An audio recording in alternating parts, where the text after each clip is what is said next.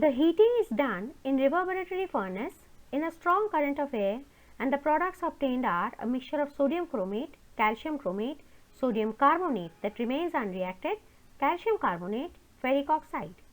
There is a large mixture of products over there.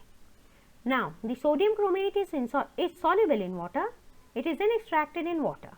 The rest of the products remain as solid residues. Calcium chromate and sodium carbonate react to form sodium chromate.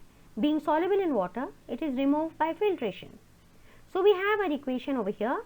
When the chromite ore, which is represented by FeCr2O4, is reacted with soda ash, Na2CO3, 8 moles of it, and in presence of air, 7O2, 7 moles of oxygen, along with a small amount of CaO, we have finally sodium chromate formed and also Fe2O3 separated.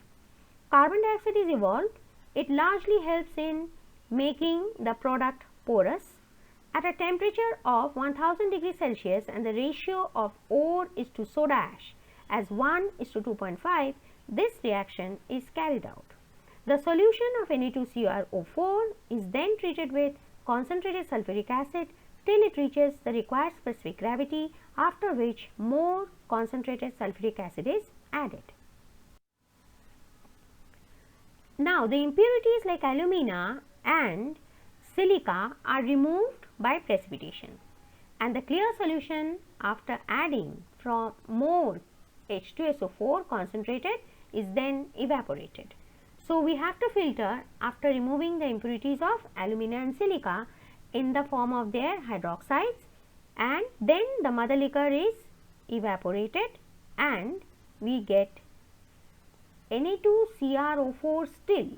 More of H2SO4 is added to oxidize that Na2CrO4 to Na2Cr2O7. The equation as you see is here.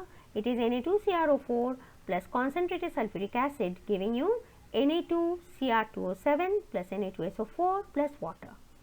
Now, here the sodium dichromate has to be converted into potassium dichromate. So, how do we do it? We have to first remove Na2SO4, and that is done by filtration because it is not so soluble as Na2Cr2O7.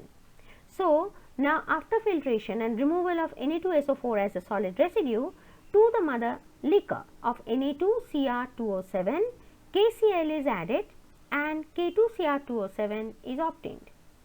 NaCl is removed and K2Cr2O7 is again more soluble in water. So, we have to again filter it and then obtain the pure form by recrystallization. It appears as reddish orange flakes or plates, you can say, flat crystal. In the next step, we see that the final outcome of this reaction is we have separated the iron part from the chromite ore and finally obtained dichromate from it. Now, if you have to obtain chromium from this dichromate, then you have to convert this K2Cr2O7 or even before that Na2Cr2O7 into chromium 3 oxide. The reductant used is carbon first and then aluminium second. The chromium ore thus obtained from the ores of chromite finds large application in steel industry and alloying with Fe.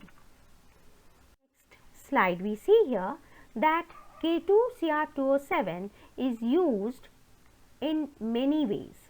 First, it is a very good oxidizing agent, so used in many organic synthesis. It is used in tanning and in leather industry.